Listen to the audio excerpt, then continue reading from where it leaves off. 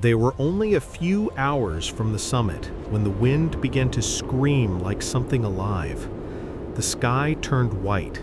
Visibility dropped to almost zero. One climber looked down and saw only a black, bottomless void beneath his boots. The rope trembled. Someone began to slip. On Everest, one wrong step does not just mean failure, it means you vanish forever. Welcome to the Silent Peaks, where we uncover the untold stories of mountains, the people who challenge them, and the mysteries they leave behind. If you're drawn to the heights and the danger that lives there, make sure to follow and stay with us. The incredible dangers of climbing Mount Everest. Mount Everest. To millions, it's a dream, the ultimate symbol of endurance, bravery, and human will. To others, it is a giant that demands a price. Rising 8,848 meters into the sky, Everest breaches the upper atmosphere, a place where humans were never meant to exist. Up there, the air is so thin that every breath feels like you're slowly drowning in the open sky. Yet every year, thousands attempt to climb it. Some return home with stories, others never come back at all. This is why. The call of the mountain. No one climbs Everest by accident. It begins with a feeling, a pull somewhere deep inside. For some, it's ambition. For others, escape. Somewhat to stand where so few ever have. But Everest does not care about dreams. Everest is not impressed by confidence. The mountain listens to no one. And before a climber even touches its slopes, Everest begins testing them. The first gauntlet. The journey to Everest doesn't begin on the mountain. It begins in Kathmandu Valley, a place humming with prayer wheels, incense smoke, and restless anticipation.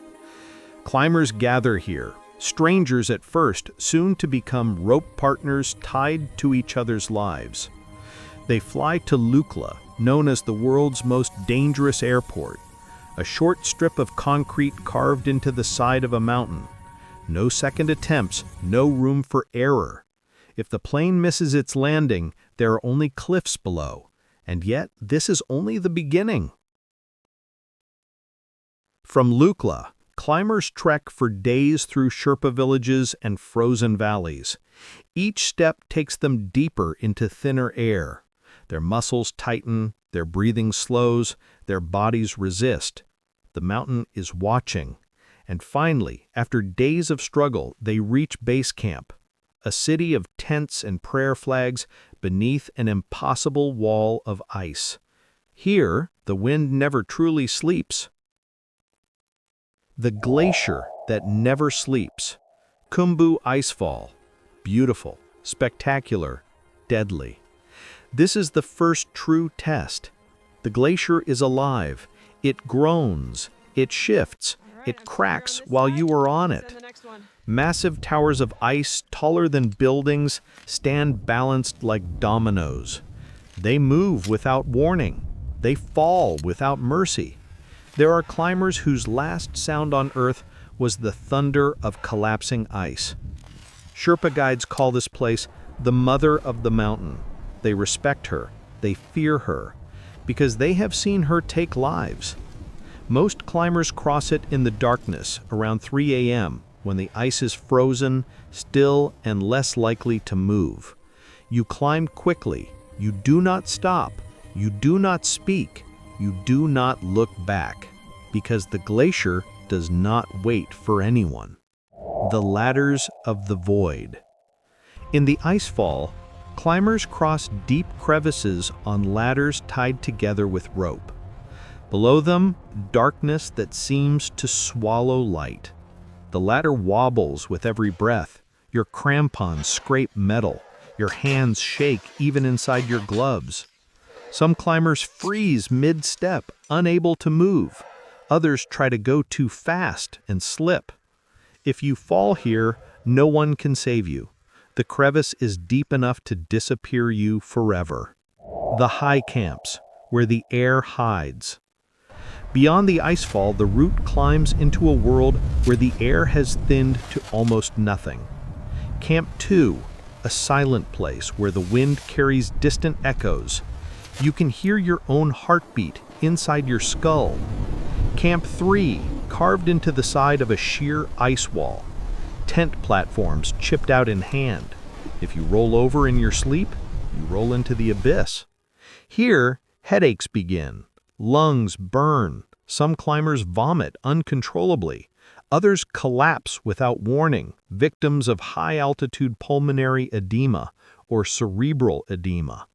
Their lungs fill with fluid, their brains swell, their speech slurs, their steps become slow, confused, dreamlike. And then comes Camp 4, perched at 8,000 meters. This is the death zone. The death zone, where life fails. Here, the human body is dying. Cells starve, muscles break themselves to survive. Even breathing feels like swallowing fire. You take one step, then another, then stop to breathe. You do this for hours. Your brain slows, your judgment weakens, your balance becomes unreliable. And on Everest, one mistake is absolute. The final push, the human cost.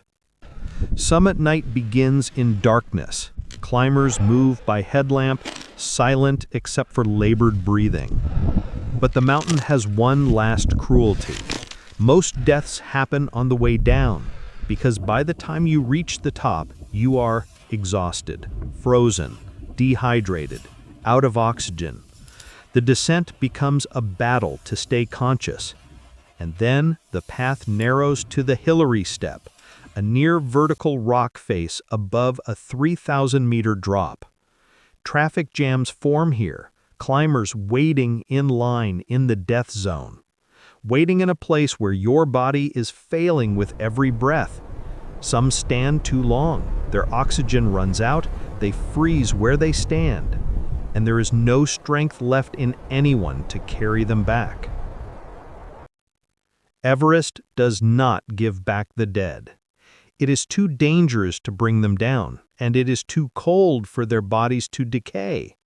They remain where they fell, silent, frozen, landmarks for those who follow. Not out of disrespect, but because there is no other way. The mountain keeps its memories. The Sherpa truth. Sherpas are the quiet guardians of Everest. They carry the ropes, they build the ladders, they guide the lost, they rescue the trapped. And many have died doing it. Yet they return, not for glory, but because the mountain is part of their home, their history, their identity. When climbers speak of Everest, they speak of adventure. When Sherpas speak of Everest, they speak of respect. Why do people still climb it? Because Everest represents the edge of human possibility, a place where life is fragile, terrifying, beautiful. Some climb to conquer something inside themselves. Some climb because they need to prove they can. Some climb because they cannot explain it. They just feel called. But the mountain does not care. Everest does not judge. Everest does not forgive. Everest does not bargain. Everest only waits. If you ever dream of climbing Everest, remember, you are not conquering the mountain. You are asking permission to stand on its shoulder, and the mountain decides if you return.